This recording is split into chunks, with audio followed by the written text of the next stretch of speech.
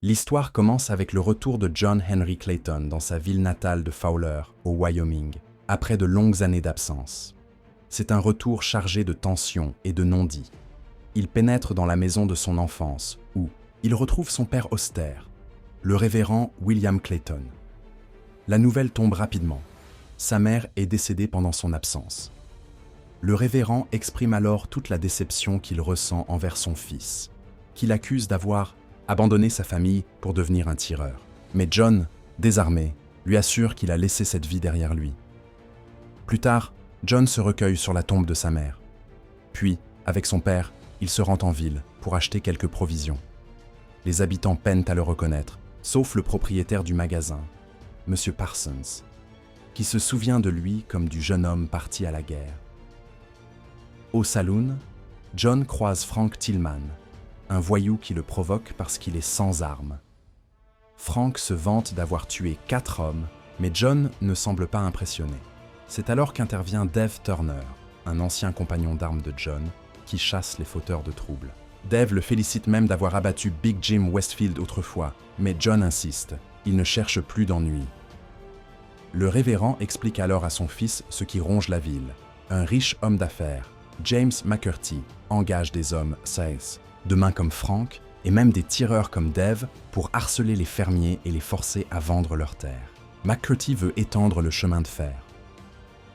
Déterminé à reprendre une vie simple, John commence à défricher un champ sur la propriété familiale, un rêve que sa mère caressait depuis longtemps. Pendant ce temps, en ville, les habitants discutent de la violence qui les étouffe. Le shérif les a abandonnés et l'aide fédérale ne vient jamais. La pauvreté les rend invisibles aux yeux de la loi. Un jour, alors qu'il travaille, John reçoit la visite inattendue de Marie-Alice, son amour de jeunesse. Mariée depuis 8 ans à un autre homme, Tom Watson, elle a maintenant un fils. Elle confesse qu'elle a longtemps attendu un signe de John, mais n'ayant plus de nouvelles, elle a fini par refaire sa vie. Pendant ce temps, Frank et ses hommes projettent de s'en prendre à Daniel Peterson, un fermier récalcitrant. Dave tente de calmer la situation, mais Clyde, un des sbires de Frank, tire sur Peterson sans sommation. Dave, excédé, abat alors Clyde sous les yeux terrifiés des autres. Aux funérailles de Peterson, les habitants songent à embaucher John pour les protéger. Mais son père refuse catégoriquement. Son fils a quitté cette voie. De son côté, McCurty savoure les résultats. Plusieurs familles, terrifiées, ont déjà cédé leurs terres. Même si les méthodes de Frank sont brutales, McCurty garde Dave sous la main au cas où John déciderait de reprendre les armes. La tension monte encore lorsque Frank et ses hommes tentent d'intimider M. Chadwick. Cette fois, les habitants ripostent et tuent un des hommes de Frank.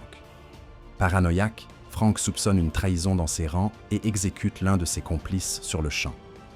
John, de son côté, revoit Marie-Alice. Ils évoquent leur passé.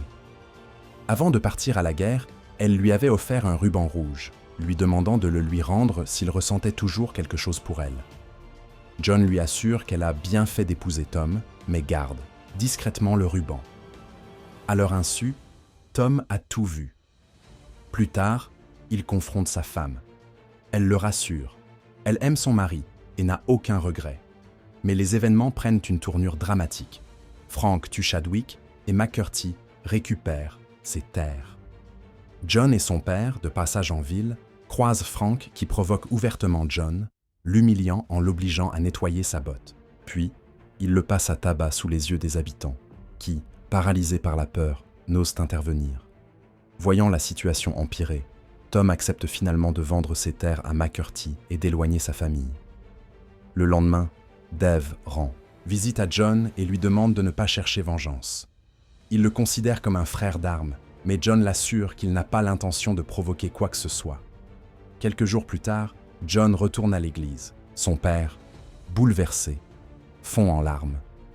Après la messe, Marie-Alice l'accueille chaleureusement. Mais Tom intervient et l'accuse de vouloir lui voler sa femme.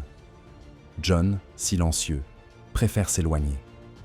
Réalisant son erreur, Tom décide d'annuler la vente. Lorsqu'il l'annonce à McCurty, celui-ci l'avertit qu'il en paiera le prix. Dans un moment d'intense émotion, John se confie à son père. Après la guerre, il a erré, jusqu'à un incident tragique dans un saloon à Norton, au Kansas. Une balle perdue lors d'une rixe a tué accidentellement un jeune garçon. Depuis, John porte cette culpabilité en lui, incapable de se pardonner. Le cauchemar s'accélère lorsque McCurdy et ses hommes menacent directement Mary-Alice et sa famille, leur donnant 32 heures pour partir. Désespérée, elle supplie John d'intervenir. Mais John, rongé par le passé, lui conseille de fuir pour sauver Tom. Face à l'impasse, le révérend Clayton tente une dernière démarche. Il va plaider lui-même auprès de McCurdy. Celui-ci refuse, froidement. Sur le chemin du retour, Frank et sa bande l'agressent et le poignardent.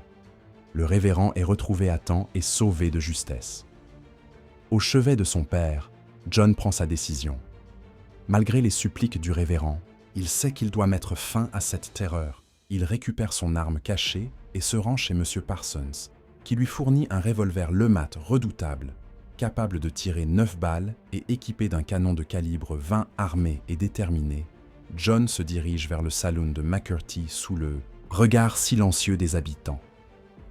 À l'intérieur, il abat d'abord Little Ned sans hésiter, puis prévient les autres. Ceux qui veulent partir peuvent encore fuir.